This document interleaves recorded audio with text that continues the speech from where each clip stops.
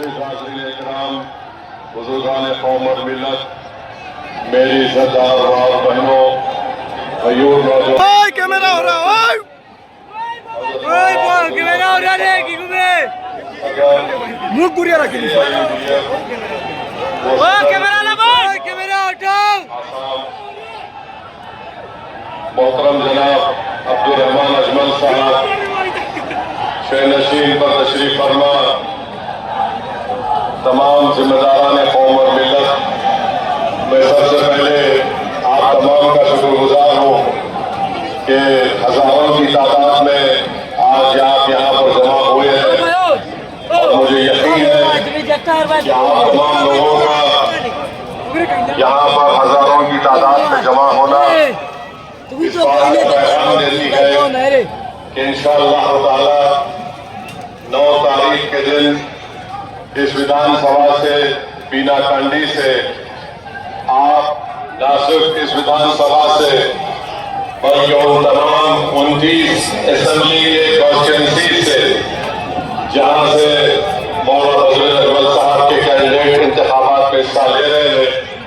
इंशाअल्लाह ताला वहां पर भारी अक्सरियत से तमाम 29 उम्मीदवार कामयाब होंगे।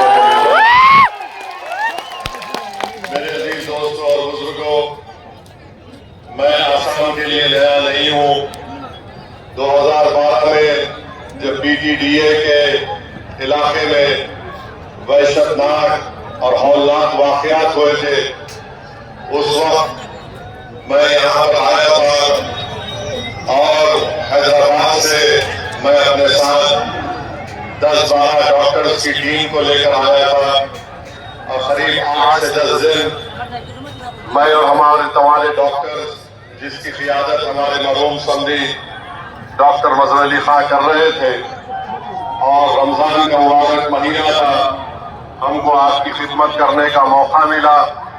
बहुत से रिलीफ कैंप को जाकर वहाँ पर उनकी मदद करने का अल्लाह ने मौका था फरमाया था, और मैं उस वक्त देख लिया था कि किस तरीके से मौलाना अब्दुल अजमल साहब, उनकी पार्टी, उनके तमाम दोस्त अहबाब किस जिम्मेदारी से काम कर रहे थे। अब मैं यहाँ पर दोबारा आसाम को आया हूँ और मेरे आने का मकसद सिर्फ एक ही है, मैं अपनी बात के लिए नहीं आया हूँ, ना ही मैं यहाँ पर अपनी पार्टी के उम्मीदवारों के वोट मांगने के लिए आया हूँ। मैं यहाँ पर अगर आया हूँ तो सिर्फ इसीलिए आया हूँ कि मेरा मानना ये है कि भारत में खास तौर से मुस्लिम अक़लियत, दलित और आदिवासियों को अगर उनको उनका हक मिलना है और अगर वो इंसाफ चाहते हैं, वो अगर जिल्लत और रुसवाई से बचना चाहते हैं, तो उनको अपनी सियासी लीडरशिप को मजबूत बनाना पड़ेगा। मैं इसलिए भी आया हूँ कि पिछले कई साल से मैं इस बात को देख रहा हूँ, महसूस भी कर रहा हूँ, खून का खून भी पीता हूँ, आंख से बाज़ वक्त आंसू भी निकल जाते जब आसाम में मियां लोगों पर जुल्म की दास्तानें देखता हूँ, पढ़ता हूँ। और तीसरी बात यह है कि मैंने हमारे बड़े भाई मौलाना अब्दुल अजमल साहब का बयान सुना कि उन्होंने कहा कि हसन भाई आप आओ, आकर यहाँ पर हमारी मदद करो आप। तो मेरे भाई, ईमान का तकाज़ा ये होता है कि अगर किसी के जिस्म के किसी हिस्से में दर्द होता है, हमारा ईमान उसी वक्त मुकम्मल होता है जब हम आपके दर्द को, आसाम के मियाँ लोगों की दर्द को हम हैदराबाद में बैठकर अगर महसूस करेंगे, तभी हमारा ईमान। चौथी बात यह है कि बड़ी मुसीबतों से, मुश्किलात से, ईसार और कुर्बानियों से आपने यहाँ पर अपने सियासी लीडरशिप को पैदा किया है। अभी मौलाना अब्दुल अजमल साहब अपने मुख्तसर से किताब में फरमा रहे थे कि हज़रत मौलाना सरबंदी साहब रहमतुल्लाह अलैह की ऐन ख्वाहिश के मुताबिक उनके हुक्म पर اس پارٹی کو تشکیل دی گئی تھی تو مجھے روکنے کی بہت سی کوششیں کی گئی. بہت سے لوگ کانگریس کے بھی تھے جو مجھ سے کہہ رہے تھے کہ اویسی صاحب مت جاؤ, آپ کو جانے کی ضرورت نہیں ہے, فلاں ایسا ہے,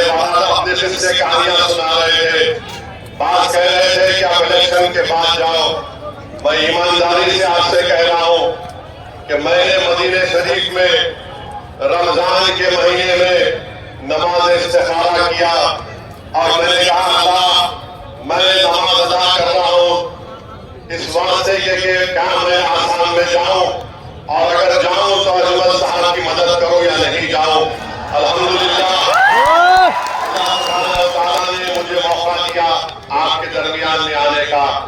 اور میری اللہ سے دعا ہے کہ اللہ سبحانہ وتعالیٰ آپ تمام پر اپنی رحمتوں کو, اپنے فضل کو نازل کرے,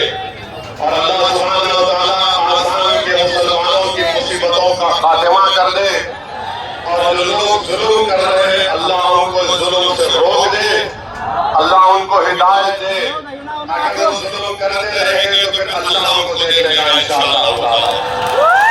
اور کانگریس کے لوگوں سے بول رہا ہوں, آپ کتنا بھی کوشش کر لو,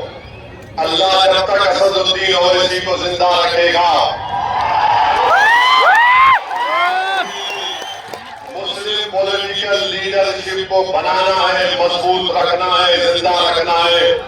میں حاضر تھا اور حاضر رہوں گا انشاءاللہ تعالیٰ. میں کوئی بڑا کام نہیں کر رہا ہوں, میں میرے بھائی اور اجمل صاحب کو دیکھتا ہوں تو میں میری زبان سے بے ساختہ دعا کی کلمات نکل جاتے ہیں کہ اللہ ان کو سلامت رکھے, اللہ ان کو صحت دے, اور یہ آپ کی اور صحیح طریقے سے بے لوث طریقے سے خدمت کرتے رہے. ہم تمام خادم ہیں آپ کے, ہم تمام آپ کے غلام ہیں, ہم تمام آپ کے نوکر ہیں. آپ کی وجہ سے ہم یہاں پر کھڑے ہیں. اس میں اللہ کا کرم ہے, صدقہ ہے نبی کریم صلی اللہ علیہ وسلم کا, اہل دل کی دعائیں ہیں. اسد الدین اویسی کوئی بڑا آدمی نہیں ہے, اسد الدین اویسی آپ کی طرح آدمی ہے. اللہ نے ہم کو موقع دیا ہے اور ہم آپ کی خدمت کرنے والے ہیں. جب میں یہاں پر آیا ہوں تو آپ سے ایک درخواست کرنے آیا ہوں, بلکہ میں پورے بھارت کے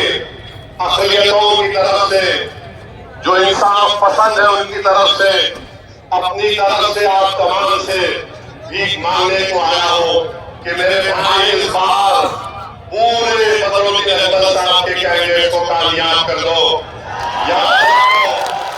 یاد رکھو پورا بھارت آپ کی طرف نگاہیں اٹھا کر دیکھ رہا ہے. حیدرآباد کے لوگ آپ کی طرف دیکھ رہے ہیں, مہاراشٹر, مالیگاؤں, ممبئی کے لوگ, اورنگ آباد کے لوگ آپ کی طرف دیکھ رہے ہیں, اتر پردیش کے لوگ, بہار کے لوگ آپ کی طرف دیکھ رہے ہیں, اور یہ دیکھ رہے ہیں, اور یہ آپ سے کہہ رہے ہیں کہ اب کی بار تم انتشار کا شکار مت ہونا, اب کی بار تم نہ مودی سے نہ ہیمنت بسوا شرما سے جاتا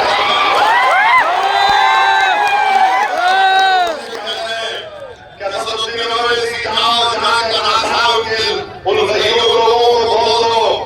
کہ جن کے گھروں سے بے گھر کر دیا کھڑے نہیں ہیں, تمہارے لیے دعا کر رہے ہیں. مجھ سے جاؤ, جا کے آسام کے اپنے لوگوں سے کہہ دو کہ کانگریس کی مکار سازش کا شکار مت ہو. جو محنت سے آپ نے اپنی لیڈرشپ کو تیار کیا ہے اس کو مضبوط کرو,